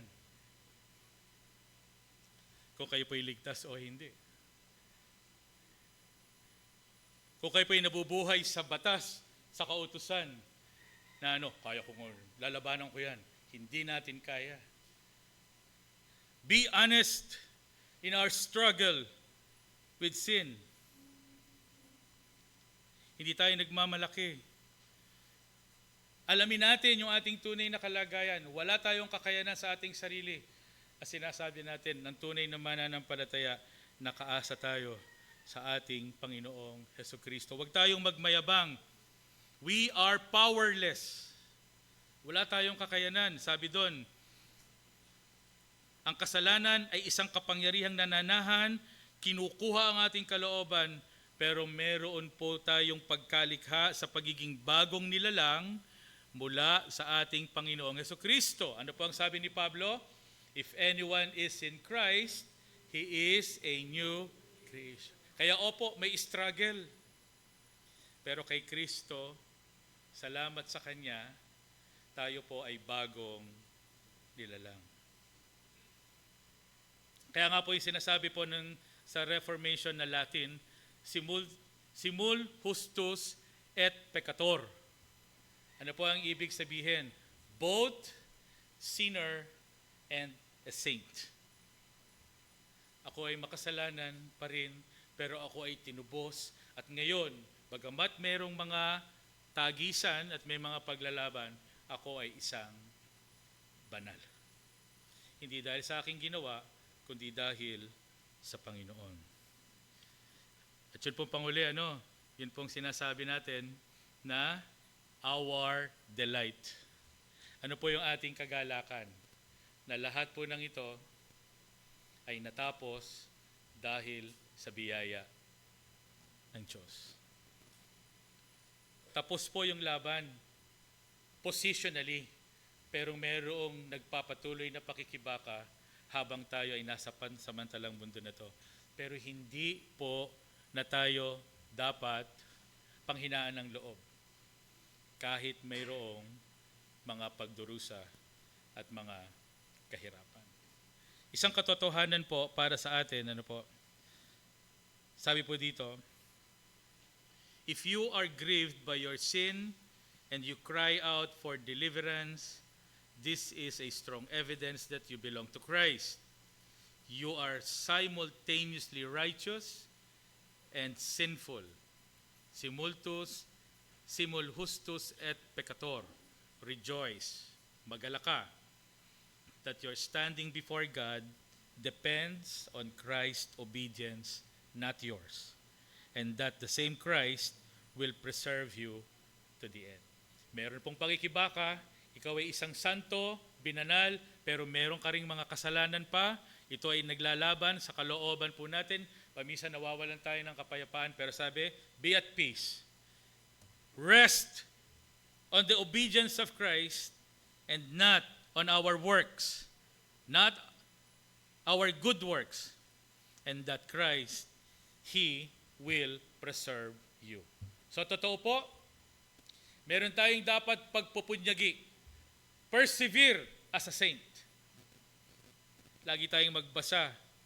Lagi nating unawain ang ating binasa. Isagawa yung ating binasa. Ituro ito sa iba.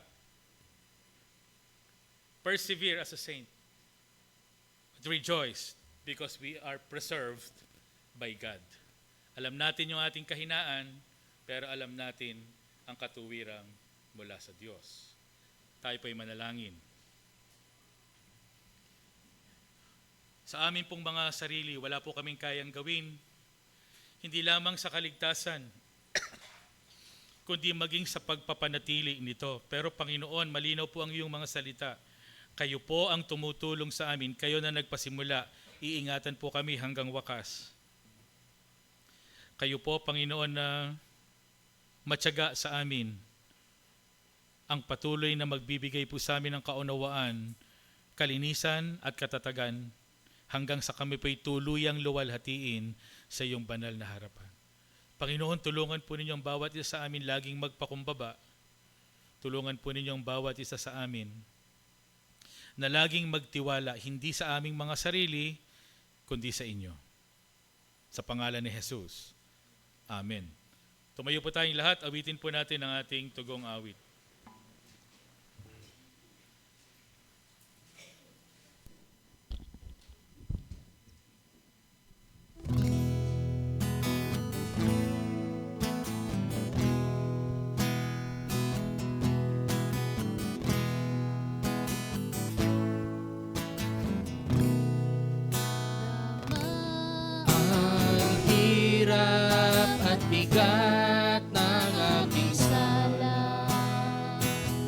galak ay malayo at sigla'y nawawala. Sarili ay mahina, di sapat, ano mang gawa. Pag-asa ko'y sa'yo lamang nagmumula.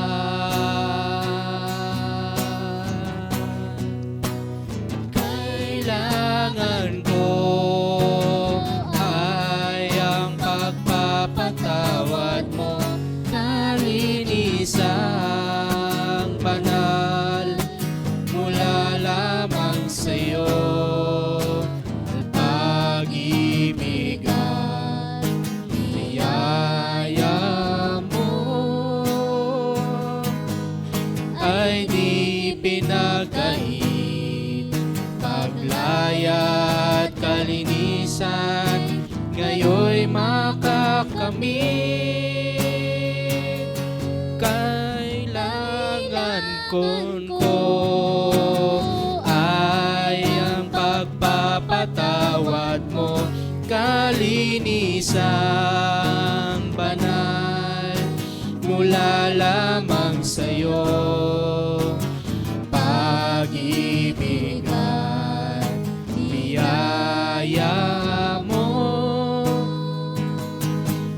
ay di ipinagkait, paglaya at kalinisan sa'yo'y makakamit. Kay Jesus.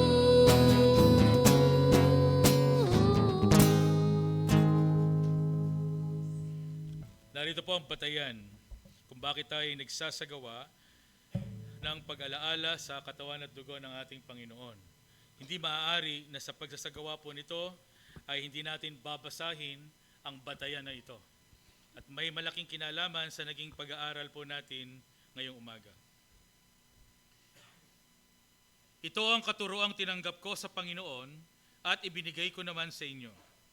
Noong gabing siya'y ipagkanulo, ang Panginoong Hesus ay dumampot ng tinapay, nagpasalamat, pinagpira-piraso iyon at sinabi, ito ang aking katawan na inihahandog para sa inyo, gawin ninyo ito bilang pag-alaala sa akin. Matapos maghapunan, dumampot din siya ng kopa at sinabi, ang kopang ito ay ang bagong tipan ng Diyos na pinagtibay ng aking dugo. Tuwing iinumin ninyo ito, gawin ninyo bilang pag-alala sa akin. Sapagkat tuwing kakain kayo ng tinapay at iinom sa kopa, ipinapahayag ninyo ang kamatayan ng Panginoon hanggang sa kanyang muling pagparito. Ang sino mang kumakain ng tinapay at umiinom sa kopa ng Panginoon sa paraang hindi nararapat ay nagkakasala sa katawan at dugo ng Panginoon. Kaya dapat siyasatin ng tao ang kanyang sarili bago siya kumain ng tinapay at uminom sa kopa.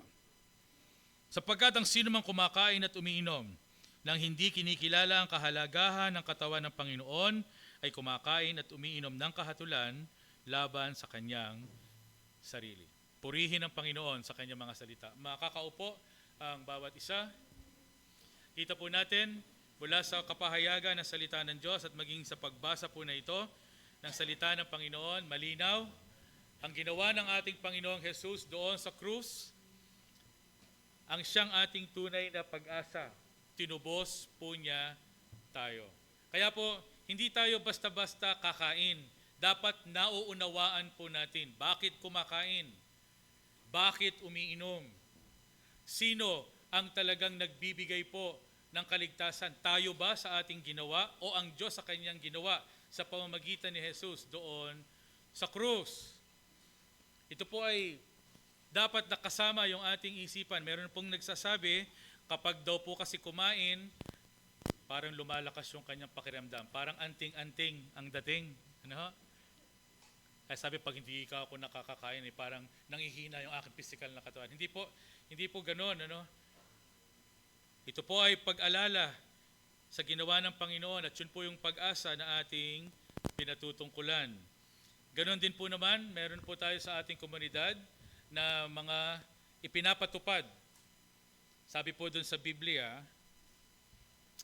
ibinigay daw po yung susi sa atin kung ano daw po yung ipinid at pagdesisyonan dito sa lupa, ito po ay ganun din na ginagawa sa langit. Ibig pong sabihin dito, yun pong authority of the church.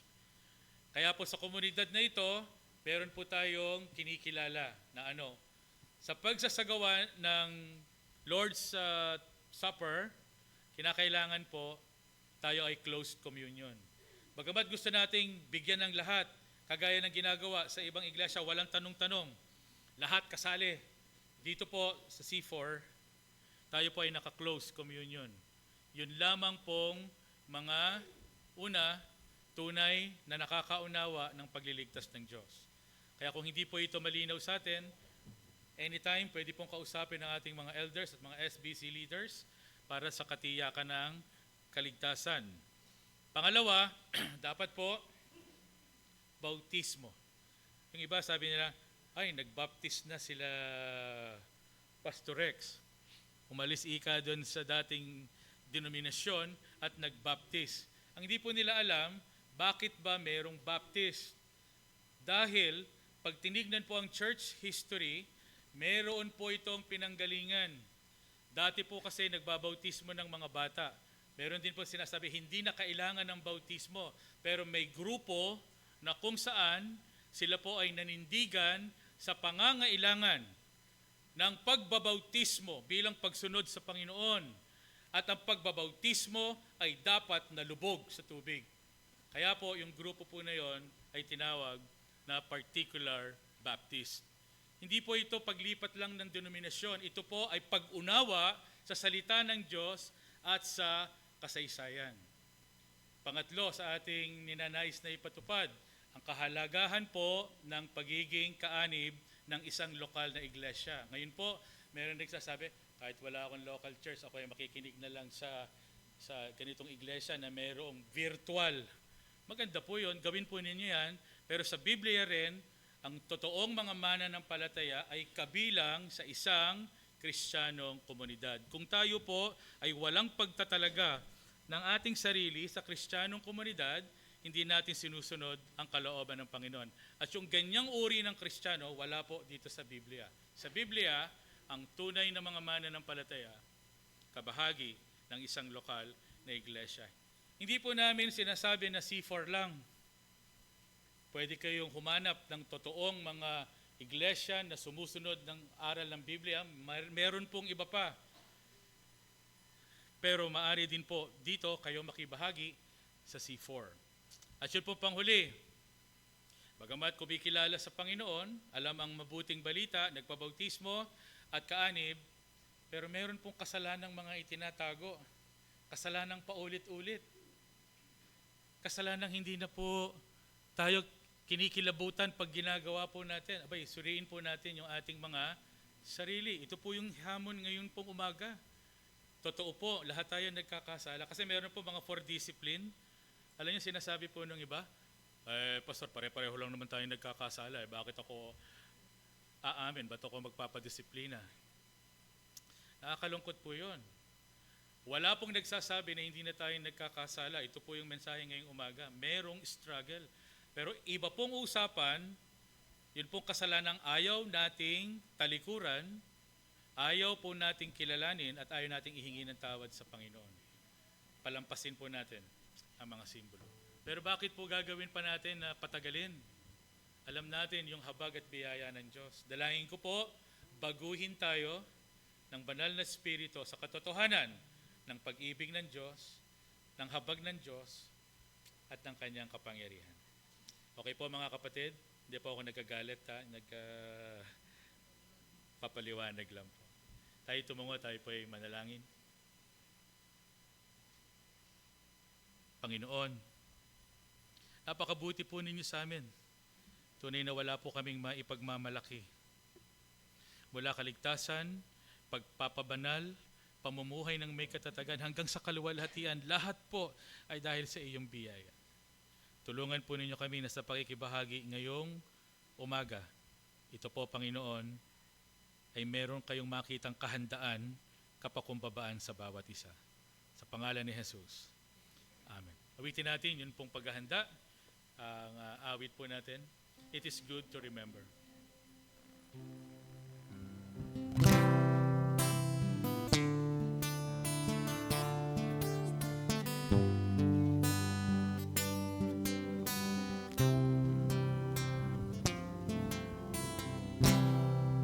It is good to remember the goodness of God. It is good to remember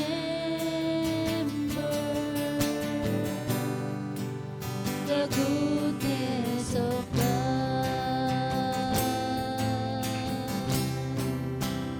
He saved my soul and heals my broken body. He came to die just to set me free. It is good to remember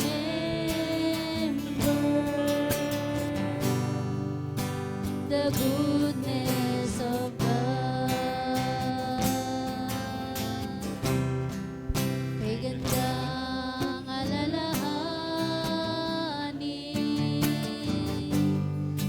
kabutihan ng Diyos. Kay gandang alalahanin, kabutihan ng Diyos.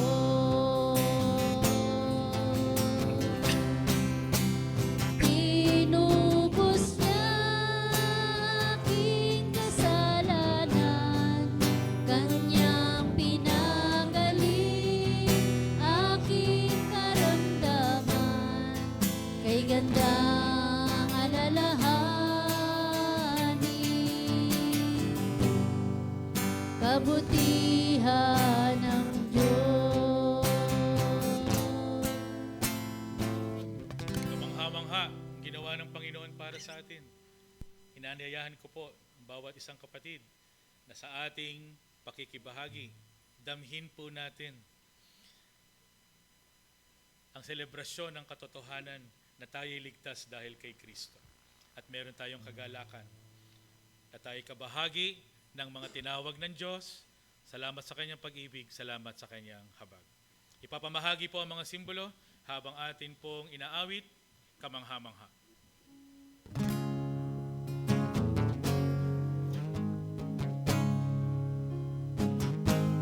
Ako'y manghang siyang sa langit ay lumikha, kung saan lahat ay Kanyang winika,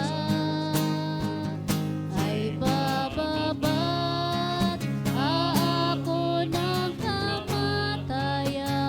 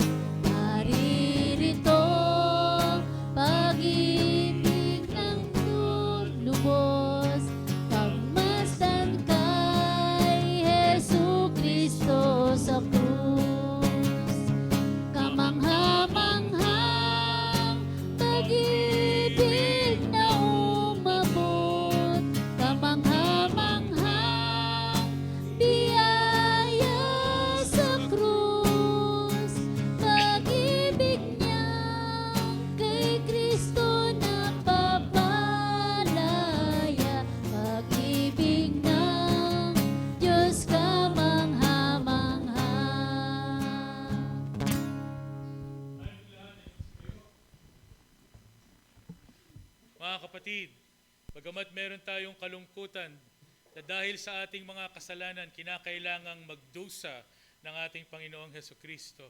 Ngayong umaga meron tayong kagalakan. Namamangha tayo sa pagliligtas ng Panginoon. Kaya meron tayong kagalakan. Panginoon, salamat sa kaligtasan. Salamat sa iyong katawan na nagligtas sa amin. Sabay-sabay tayong kumain.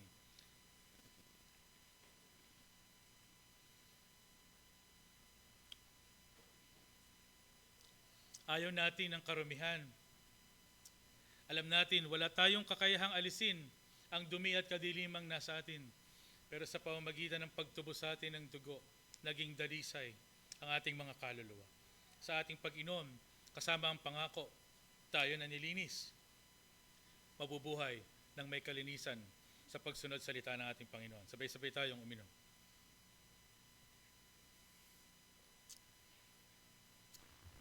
Ating awitin, ang Diyos ay purihin. Ang Diyos ay purihin. Ang Diyos ay purihin. Tunay na dakila ang kanyang pag-ibig. Sa dugo niyang tuminis, sa dako ay nilinis. Ang Diyos ay purihin sa kanyang pag-ibig. Nag-iisang Diyos na tagapagligtas, Ama, Anak at Espiritu. Diyos na walang hanggan, Diyos na nag-iisa, Diyos na makapangyarihan sa lahat, nagmahal at nahabag sa amin. Salamat aming Amang Diyos. Salamat Panginoong Hesukristo. Salamat, O Banal na Espiritu. Awitin po natin ang Doxology. Ang Diyos ang purihan, Anak, Espiritong Banal, ng mga taong nilalang at ng buong kalangitan. Amen. Naway pagkaloob sa inyo ng Diyos ang lahat ng kailangan ninyo upang maisagawa ang kanyang kalooban. Sa pamamagitan ni Jesucristo ay gawin niya sa atin ang nakalulugod sa Kanya. Papurihan si Kristo magpakailanman. Amen. Amen. Amen.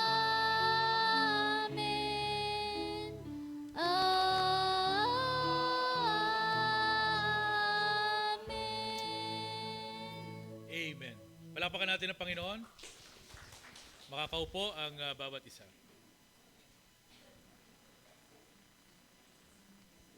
Magandang umaga po muli sa bawat isa sa atin at salamat sa ating Panginoon sa kapahayagan ng kanyang mga salita.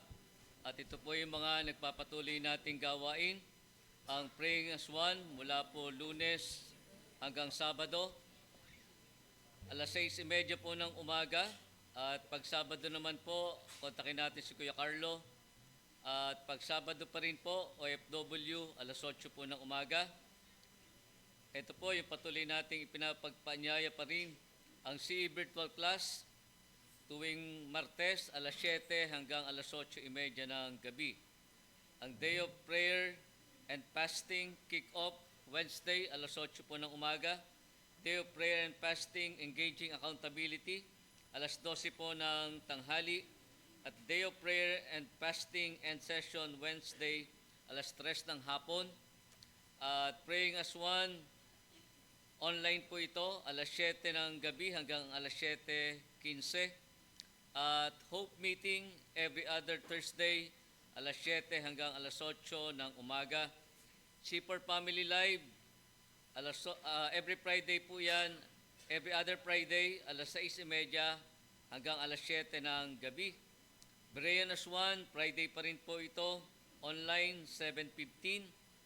Jail Ministry, every other Saturday, alas 2:30 po ng hapon ang alis po dito.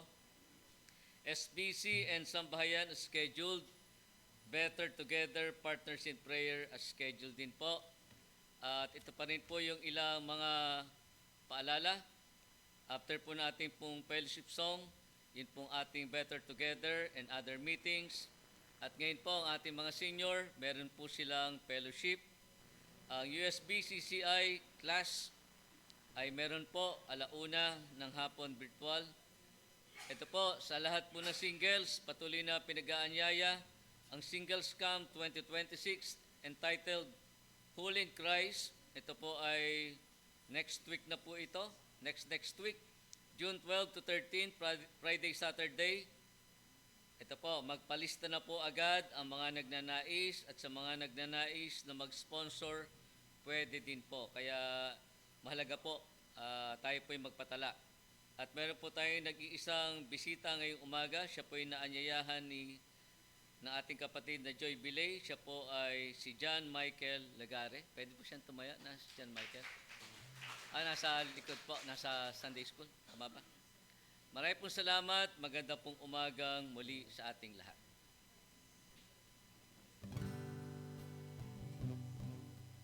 Okay po, tayong lahat po ay tumayo at sama-sama po nating awitin ang ating victory song. Tayo'y higit sa mga mapagtagumpay.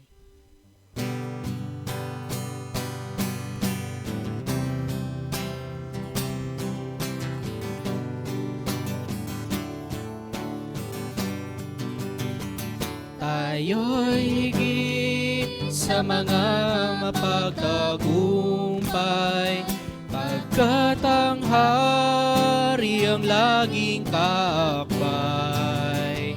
Siya ang lakas sa ating kahinaan, pagkat sa krus siya ay nagtagumpay. Pangako niya'y lagi nating panghawakan, at pagtiwalaan nating lubusan. Diyos ang bigyang papurit karangalan,